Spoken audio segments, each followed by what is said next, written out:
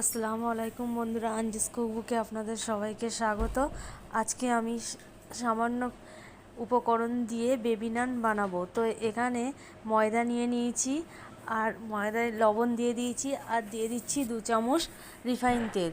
দিয়ে ময়দাটাকে ভালো করে ময়াম দিয়ে নেবো। দেওয়ার পরে দিয়ে দেবো 1 চামচ চিনি আর 2 চামচের মতন টক দই। 2 চামচ টক দইটা দিয়ে ভালোভাবে ময়দাটাকে একটু পানি দিয়ে, নর্মাল পানি দিয়ে মাখিয়ে নেব।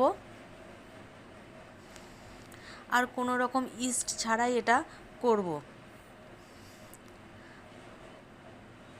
তো দেখুন ময়দাটা ভালো করে মাখানো হয়ে গেছে, আর ময়দাটা 10 থেকে 15 মিনিট আমি রেস্টে রেখে দেবো।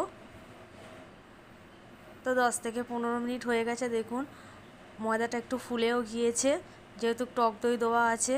এবার আর একটু ভালো করে একটু ময়দাটাকে ছেনে নেবো, আর ঠিক এই সাইজের লেচি কেটে নেব। এবারে একটা লেচি নিয়ে একটু ওপর দিয়ে ময়দা দিয়ে একটু মোটা করে বেলে নেব।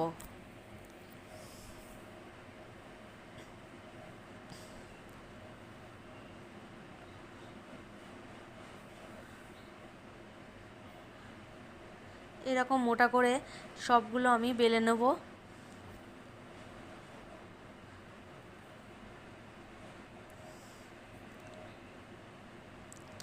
এবারে কড়াই রিফাইন তেল দিয়ে দিয়েছি, তেলটাও গরম হয়ে গেছে।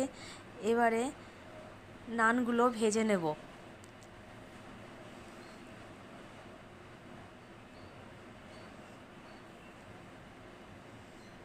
তো দেখুন কত সুন্দর ফুলছে।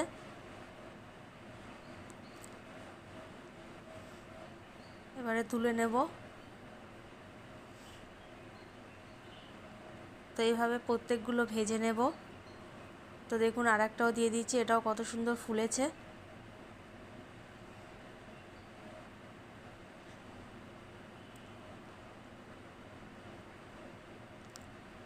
এবারে একটা ছিঁড়ে আপনাদের দেখিয়ে দিচ্ছি, দেখুন ভিতরটা কত সুন্দর হয়েছে, একদম ফাঁপালো হয়েছে ভিতরটা।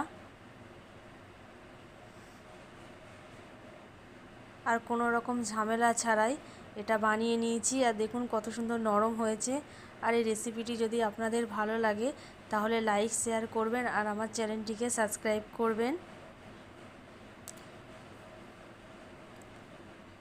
আল্লাহ হাফেজ।